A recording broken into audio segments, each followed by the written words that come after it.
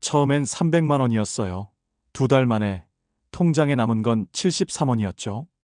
여러분, 만약 이런 일이 내일이 된다면 어떻게 하시겠습니까? 부산에 사는 67세 이만수 씨는 지인이 소개해준 해외 채권 투자 모임에 참여했다가 30년간 모은 노후자금 1억 원을 순식간에 잃었습니다. 원금은 무조건 보장된다. 한 달에 수익이 5%씩 나온다는 말에 혹해서 시작했는데 배당이 몇 번 들어오고 나선 연락조차 끊긴 겁니다. 요즘 이렇게 좋은 일도 하고 수익도 나요라는 말로 접근하는 다단계형 금융 사기 급격히 늘고 있다는 거 알고 계셨나요? 이미 지난 5년간 이런 수법으로 전 재산을 잃은 60대 이상 피해자 수는 5배 이상 증가했습니다. 혹시 요즘 주변에서 이런 투자 이야기 들리고 있진 않으신가요? 지금 이 영상을 보지 않으면 당신의 통장도 비워질 수 있습니다. 본격적인 영상 시작 전에 구독과 좋아요는 영상 제작에 정말로 큰 힘이 됩니다. 또한 오늘의 영상을 평상시 가족처럼 깊게 생각하는 지인이 있다면 그분에게 꼭 공유해 주셔서 함께 행복한 인생을 보내시기를 바라겠습니다. 2025년 2월 충북 제천에 사는 68세 남성 정한철 씨는 고요한 아침처럼 평범한 하루를 보내고 있었습니다. 아내와 함께 사는 전셋집, 국민연금으로 매달 64만 원이 들어오고 노인 일자리로 버스 정류장 환경미화 활동을 하며 월 25만 원 정도의 부수입을 벌던 그에게 큰 욕심은 없었습니다. 평생 막노동과 택배 상하차를 하며 손과 허리가 뒤틀릴 정도로 일한 그였기에 그저 지금처럼만 살 수 있다면 다행이라 여겼습니다. 그런 정 씨에게 변화가 찾아온 건 지난해 12월이었습니다. 교회 지인의 소개로 사회적 기업형 투자 모임을 알게 된 것이었습니다. 처음엔 거절했지만 지인이 이건 그냥 돈 버는 일이 아니라 좋은 일도 함께하는 봉사활동이라며 요즘 노인들에게 가장 필요한 게 경제적 자립 아니냐는 말에 흔들렸습니다. 실제로 모임 설명회에 참석해보니 60대 70대 어르신들이 빼곡히 앉아 있었고 발표자는 정장을 입은 40대 남성이었습니다. 화면에는 영국 본사, 서울 본부, AI 자동 투자 시스템 같은 단어가 떠올랐고 첫 투자자에게는 특별 수익률을 적용한다는 말에 박수까지 터졌습니다. 정 씨는 그 자리에서 300만 원을 넣었습니다. 아내에겐 연말 특별 보너스 통장이라고 둘러댔습니다.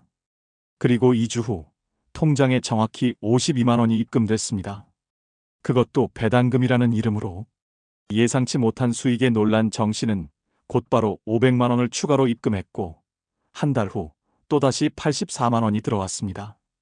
그렇게 그는 이건 진짜구나라는 생각에 깊이 빠져들었습니다. 그 다음은 빨랐습니다.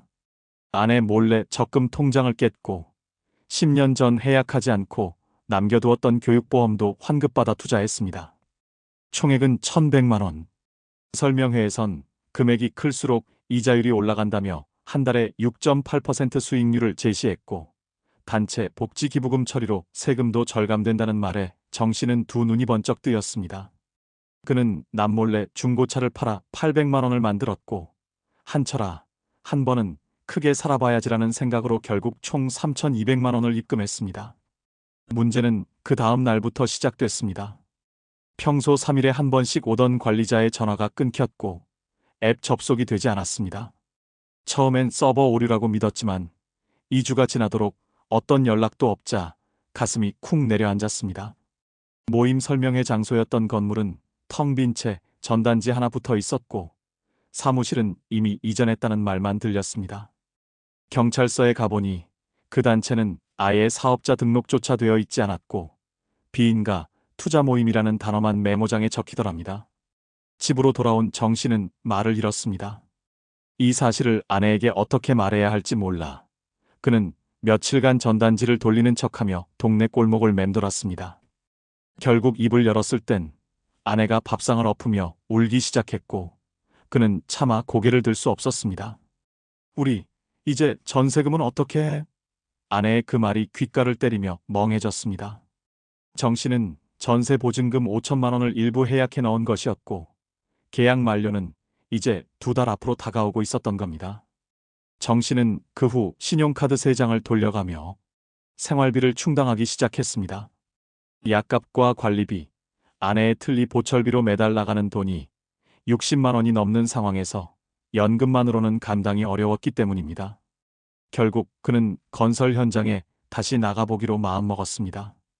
하지만 2025년 기준 건설업계는 경기 침체로 인해 하루 알바 일당도 9만 원을 넘지 못했고 체력은 예전 같지 않았습니다. 3월 어느 날 그는 새벽 인력 사무소 앞에서 쓰러졌습니다. 빈속에 찬바람을 맞으며 3시간을 기다렸지만 일거리는 없었고 집으로 돌아가는 발걸음에선 끝없는 무기력만 따라붙었습니다. 집에 도착하자 아내는 조용히 커피 믹스를 반 봉지 타주었습니다. 한철아, 우리 이제 뭐라도 팔까? 이 집이라도 나가면 다시 시작할 수 있을까? 그 말에 정씨는 눈을 감았습니다. 정한철 씨는 그렇게 지금도 매달 42만 원짜리 반지하 전셋집에서 아내와 둘이 살고 있습니다. 연금은 아직 나오고 있지만 밀린 카드 대금과 고지서들이 매주 우편함에 쌓여갑니다. 그는 요즘도 가끔 전단지를 돌리러 나가지만 한 번도 투자 사기에 대해 말해본 적은 없습니다. 창피해서 그래요. 그냥 제가 바보였던 거죠. 이제는 전화벨만 울려도 심장이 내려앉습니다. 혹시 또 다른 투자 모임일까 두렵고 어쩌면 다시 한번 속을까 겁이 납니다. 그리고 무엇보다도 지금도 어딘가에서 좋은 단체가 있어요. 원금은 보장돼요 라는 말에 또 다른 노인이 고개를 끄덕이고 있을 거라는 생각에 그는 차마 입을 열 수가 없었습니다. 아직도 위의 사례가 본인과는 상관없다고 생각하시나요? 그렇다면 더욱 공감할 수 있는 사례 한 가지를 소개해드리겠습니다. 전라남도 여수에 사는 71세 여성 심옥년 씨는 매일 아침 이른 시간 동네 공원 벤치에 나가 가만히 앉아 햇살을 받으며 시간을 보낸다. 이유는 단순하다. 집에 가면 아무도 없기 때문이다. 남편은 3년 전 당뇨 합병증으로 세상을 떠났고 자식 둘은 서울에서 연락 없이 지낸 지 오래다. 한때는 시장에서 30년 가까이 생선 가게를 했던 씩씩한 여인이었지만 이제는 조용히 혼잣말을 하며 하루를 버티는 시간이 많아졌다. 그녀의 인생에 결정적인 균열이 생긴 건 작년 11월이었다. 평소 친하게 지내던 목욕탕 단골 언니가 노인도 이젠 그냥 연금에만 기대선 안 된다며 노후활동지원센터라는 곳을 소개했다. 평생 장사만 하며 살아온 심 씨는 금융엔 무지했지만 정부와 함께 운영되는 단체라 걱정 없다는 말에 안심했다. 실제 설명회에 가보니 진행자는 사회복지사 자격증을 갖고 있다고 자신을 소개했고 강의 중에는 국가도 인정한 수익 모델 노년의 품위 유지를 위한 새로운 길이라는 말이 반복됐다. 심 씨는 그 자리에서 참여비라는 명목으로 100만 원을 입금했다. 그리고 일주일 후 13만 원의 배당금이 들어왔다. 이렇게 빠르다고? 의심도 잠시, 2주 후에는 19만 원이 추가로 입금되었다. 어느새 그녀는 생전 처음 투자라는 세계에 발을 들이게 됐다. 복리로 불어나니까 3개월 뒤면 이자만 150만 원이에요. 담당자가 친절하게 말했고 심 씨는 자신의 국민연금 계좌에서 800만 원을 해약해 재투자했다. 요즘 금리로는 몇 년을 넣어도 이만큼 안 되잖아요. 그 다음엔 더 과감해졌다. 시장통 동료 몇몇이 함께 가입한 것도 믿음을 줬고 단체 차원에서 해외 의료기기 수출 사업도 연계된다는 설명이 심 씨에겐 믿음처럼 들렸다. 결국 그녀는 남편이 생전에 남겨준 예금 3,200만 원 전액을 인출했다. 여기에 20년 전 상조회사 환급금 500만 원, 딸 결혼 축하금으로 따로 모아놨던 700만 원까지 꺼내 투자했다. 총액은 약 5,200만 원. 그녀의 전 재산이자 노후의 마지막 희망이었다.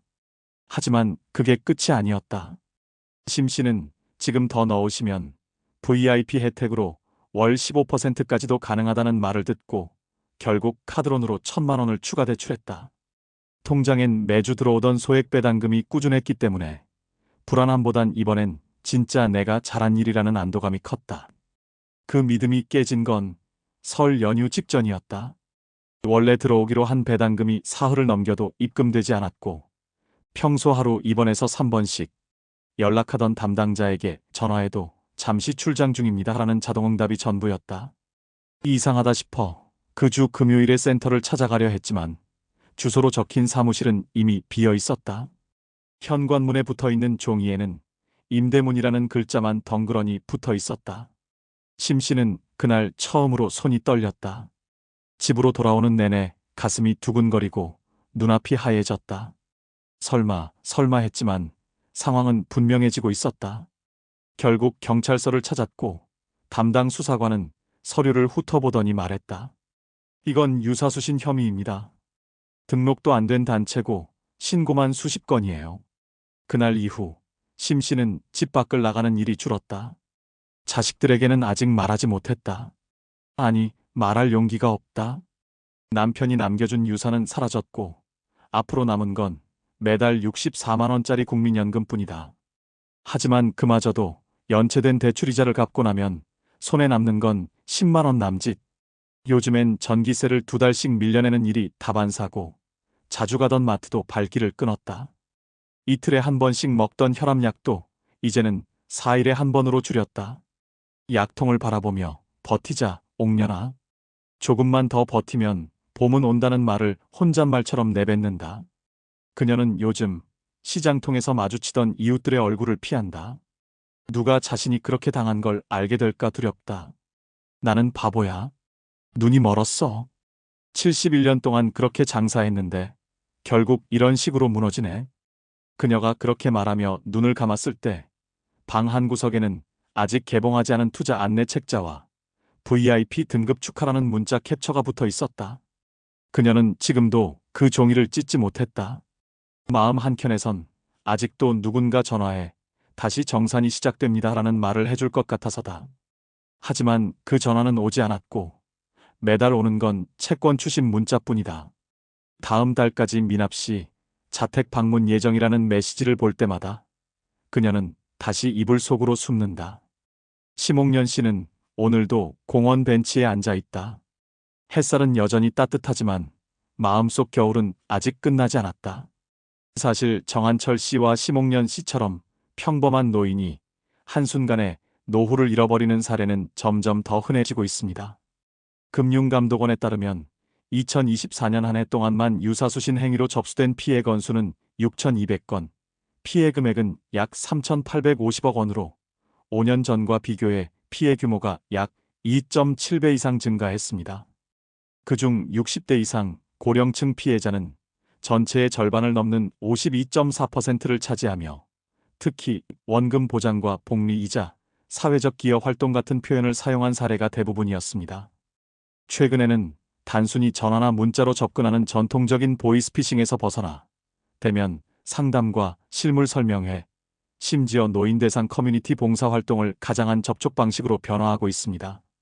특히 2025년 들어 나타나는 특징은 사회적 기업, 공익단체, 노후대책연합 등 제도적으로 신뢰감을 줄 수 있는 명칭을 사용해 피해자들이 초기에는 전혀 의심을 하지 않는다는 점입니다. 한 금융사기 대응 전문 변호사는 이렇게 말합니다. 이들 조직은 투자 상담이라기보다는 정서적 관계 형성에 집중합니다. 대화를 나누고 밥을 같이 먹고 전화로 안부를 묻고 그 안에서 신뢰를 심어놓는 방식이죠. 그는 이어 처음엔 10만 원, 20만 원 소액으로 시작해 꾸준한 배당으로 믿음을 형성하고 이후 1천만 원, 2천만 원 단위의 큰돈을 이끌어내는 것이 이 구조의 핵심이라고 설명했습니다.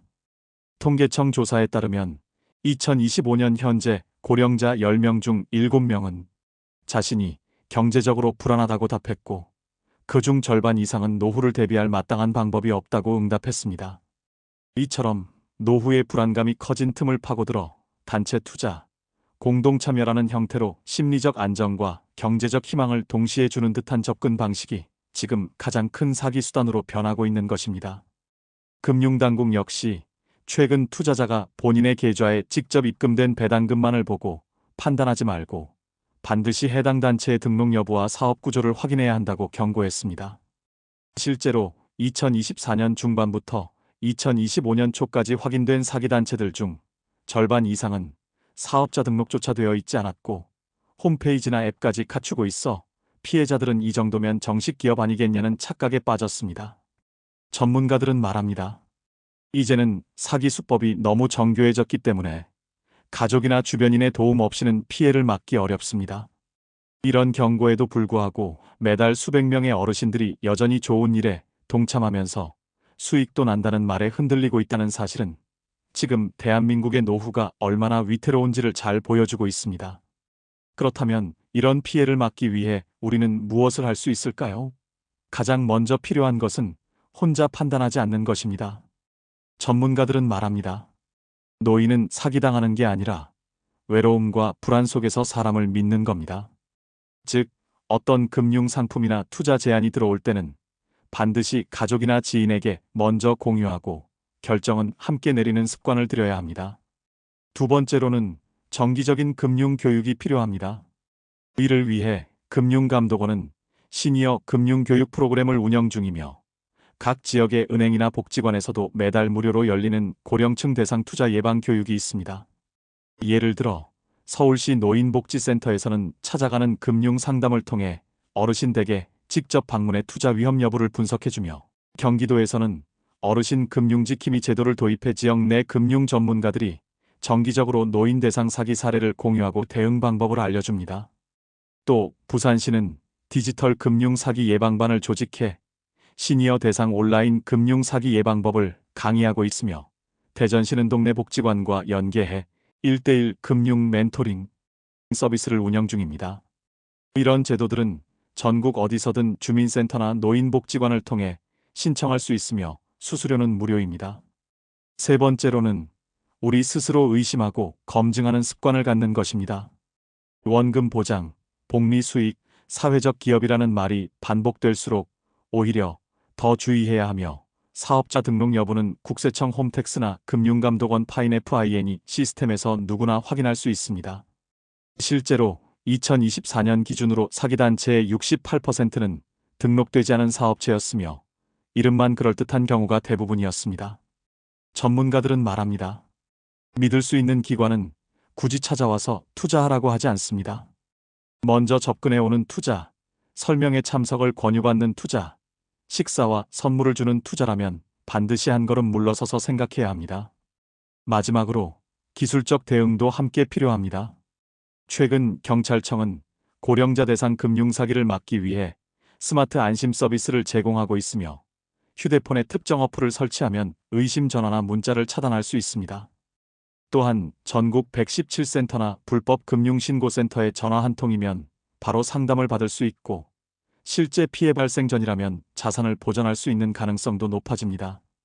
이런 시스템을 적극 활용하는 것도 이제는 필수입니다.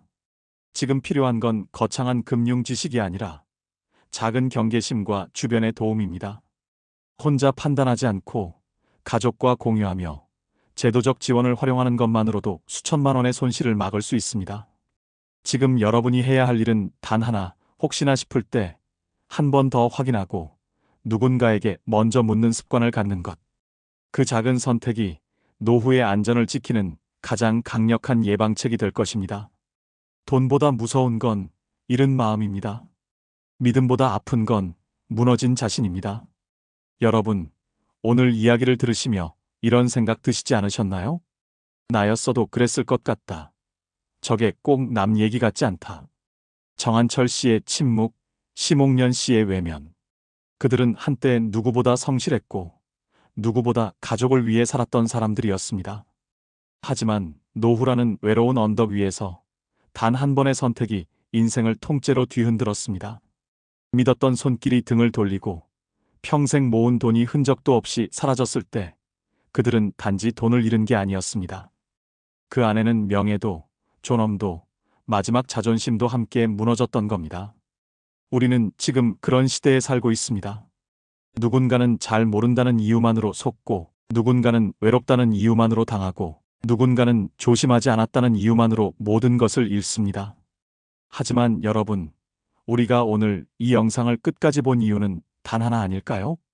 누군가는 지켜내야 하니까요. 지금 우리 곁에 부모님을, 그리고 바로 나 자신을 지금이라도 늦지 않았습니다.